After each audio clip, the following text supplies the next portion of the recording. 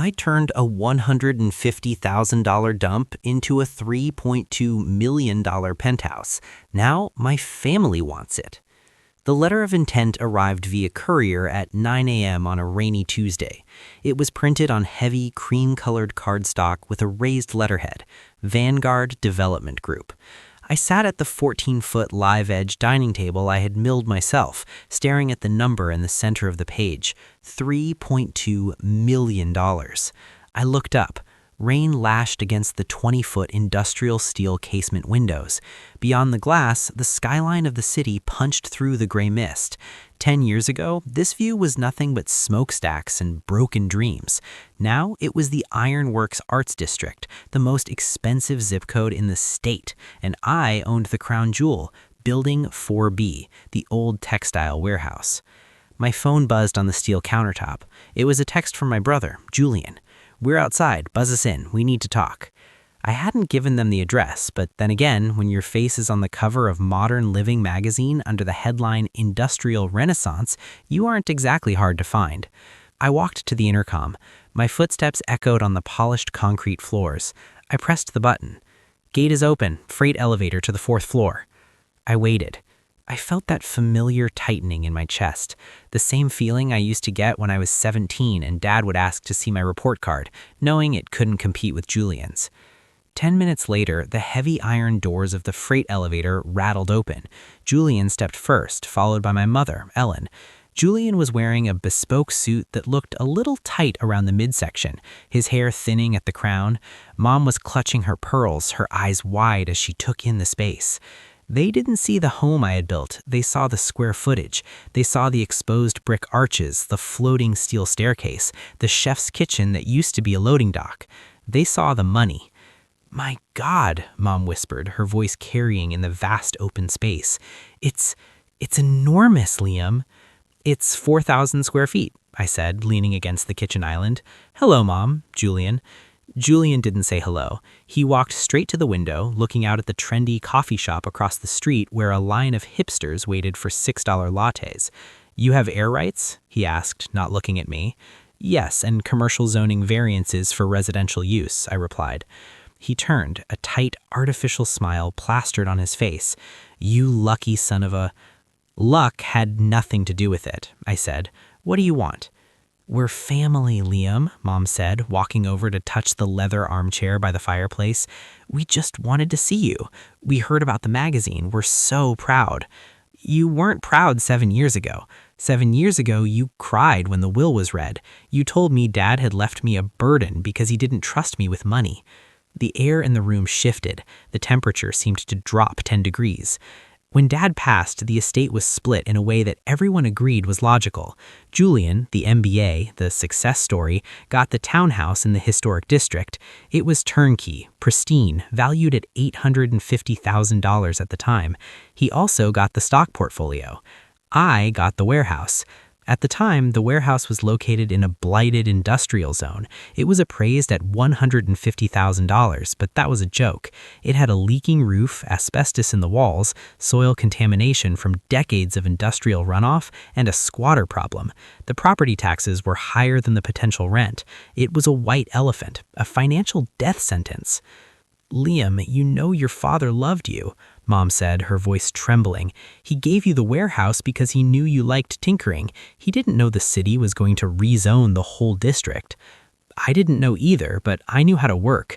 While Julian was hosting dinner parties in his townhouse, I was sleeping in a tent in the middle of this floor because there was no heat.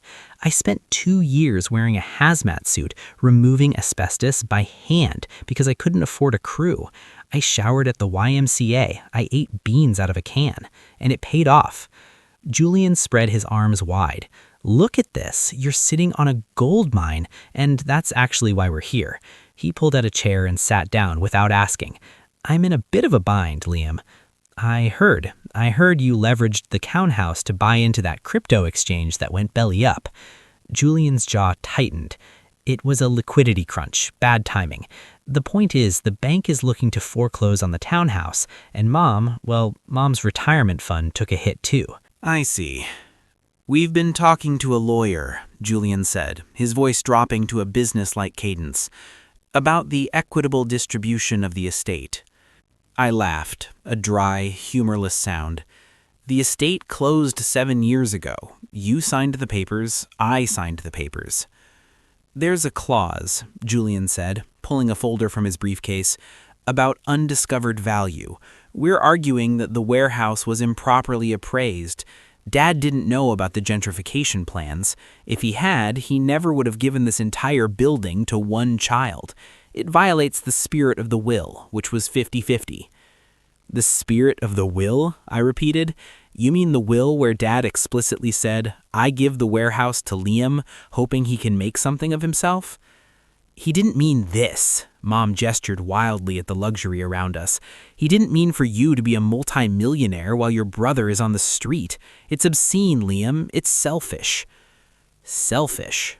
I walked over to the counter and poured myself a glass of water, not offering them any. Where were you when the EPA slapped me with a $20,000 fine for soil remediation? I asked you for a loan. A loan, Julian, not a gift. You told me to sell the dump and get a real job. That was tough love, Julian snapped. No, that was you betting on me to fail. And now that I've won, you want to cash in my chips. We want a settlement, Julian said, sliding a paper across the court's countertop. We want you to take out a mortgage on this place, $800,000. That clears my debts and secures Mom's future. In exchange, we sign a waiver claiming no future interest in the property. I looked at the paper. It was a draft agreement. They had this ready. They had planned this. Get out, I said. Liam, be reasonable, Mom pleaded. We're your family. You're not family, I said, my voice steady. You're investors who passed on a risky stock and are now trying to sue the company because it went public. Get out of my house. We're filing an injunction, Julian stood up, his face red. We'll tie this title up for years. You won't be able to sell, you won't be able to refinance. I know you, Liam. You're cash poor. You have this big, fancy building, but I bet your bank account is empty. You can't afford a legal war with me. I looked at him. He was right about one thing. I didn't like spending money on lawyers, but he was wrong about the rest. Leave, I said. Now. They left, but the threat hung in the air like the smell of ozone before a storm. The lawsuit arrived 3 days later. Plaintiff, Julian Miller and Ellen Miller. Defendant, Liam Miller. Cause of action, unjust enrichment and constructive fraud. They were claiming I had inside knowledge of the rezoning plans before Dad died and manipulated him into giving me the warehouse. It was a lie, but lies take time and money to disprove. I didn't panic. I did what I always do. I went to work. I called Mr. Henderson. He was the old zoning commissioner for the city, now retired. He was the man I had pestered every week for 3 years to get the residential variance permits. Mr. Henderson, I said, do you remember the town hall meetings from 8 years ago, the ones about the district? Sure do, son, his gravelly voice came over the line. Nobody showed up but you and those 2 developers. Do you have the attendance logs? I keep everything. Why? I need to prove that the rezoning wasn't a secret, but it also wasn't a guarantee. I spent the next week gathering documents. I went to the library archives. I pulled the public records of the Ironworks project. Turns out the city had been trying to revitalize the area for 20 years and failed 4 times. When I inherited the building, the project was actually considered dead by the city council. The boom only happened because a tech giant decided to build a server farm 2 miles away 3 years after Dad died. I built a timeline. I compiled every rejection letter I got from banks when I tried to get a renovation loan. I found the emails where I begged Julian to co-sign a loan for roof repairs, and his reply, "Not putting my name on that sinking ship." I took it all to a lawyer named Sarah, a specialist in property litigation who worked out of a converted loft down the street. She looked at my binder of evidence and whistled. "This is brutal," she said. "They're arguing you swindled your father, but the evidence shows you inherited a liability that nearly bankrupted you. Can we stop them?" "We can do better than stop them," Sarah said, her eyes gleaming. "We can bury them. This is a frivolous lawsuit filed in bad faith to cloud your title. In this state, That entitles you to triple damages if we prove malice. I don't want their money, I said. I just want them gone. Then we go for the nuclear option, she said. The deposition was scheduled 2 weeks later. Julian and Mom sat across the long mahogany table, flanked by a lawyer who looked like he chased ambulances for a living. Sarah didn't waste time. She placed a single document in the center of the table. Before we begin, Sarah said, I want to present Exhibit A. This is the environmental assessment of the property from the year of the inheritance. She slid the paper toward Julian. It states that the building was a brownfield site with significant lead and chemical contamination. The estimated cleanup cost at the time was $200,000. The building's value was $150,000. Technically, the estate gave Liam an asset with a negative value of $50,000. Sarah leaned forward. By accepting this property, Liam absolved the estate of the cleanup liability. If he hadn't taken it, the estate, meaning you, Julian, and you, Ellen, would have been liable for the environmental remediation before the estate could close. Liam actually saved you $200,000. Julian blinked. That's accounting tricks. No, Sarah said, that's federal law. Now here is the offer my client received yesterday. She slid the Vanguard Development Letter of Intent across the table. Julian's eyes went to the $3.2 million figure. I saw the greed flare up, naked and ugly. However, Sarah continued, if you proceed with this lawsuit, the developer will pull the offer. They don't buy properties under litigation. If the deal dies, the value of the building drops. And here is the counterclaim we are filing today. She dropped a thick stack of papers. We are suing for slander of title. We are also petitioning the probate court to reopen the estate's financials. If you claim the distribution was unfair, we agree. We believe the townhouse was undervalued. We want a retroactive appraisal of the townhouse Julian received. If it turns out it was worth more than reported, which Zillow history suggests it was, Julian will owe the estate the difference, plus interest, plus the $200,000 environmental debt Liam absorbed. Julian turned pale. He looked at his lawyer. The lawyer closed his folder.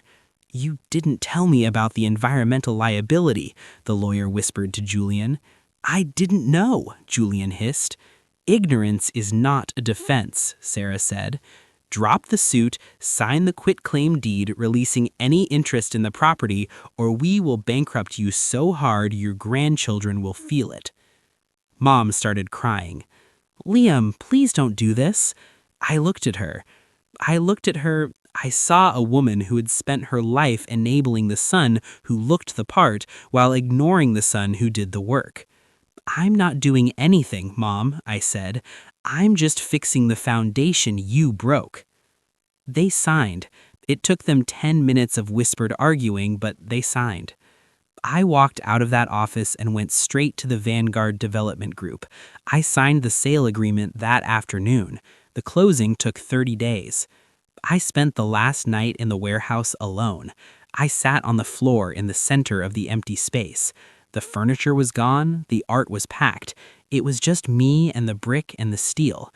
I remembered the cold nights. I remembered the bleeding knuckles. I remembered the sound of the rain on the roof when I didn't have a bucket to catch the leaks. I loved this building. I had breathed life into its lungs. But it was just a building, and a building can be sold. The wire transfer hit my account the next morning. After taxes, fees, and paying off the small mortgage I had taken for materials, I walked away with $2.4 million. I didn't buy another fixer-upper. I didn't buy a mansion. I bought a boat, a 45-foot catamaran built for blue water sailing. I named her the Variance. I'm writing this from the cockpit, anchored off the coast of the Florida Keys. The sun is setting, turning the water into a sheet of hammered copper. I changed my phone number. I deleted my social media. I don't know where Julian is living. I assume he lost the townhouse. I assume Mom is living with him in some cramped apartment, complaining about how ungrateful I am. Let them talk. I have a toolbox in the hull of the boat. It's rusted and dented. It's the only thing I kept from the old life. Tomorrow, I have to fix the water pump on the starboard engine. It's going to be greasy, hot, miserable work in a tight space. Can't wait. Because when I fix it, it'll stay fixed, and no one can tell me it belongs to them. People ask me if I miss the city, if I miss the status of being the king of the arts district. I take a sip of my beer and look at the horizon where the sky meets the sea. There are no zoning laws out here, no property lines, no ghosts of the past.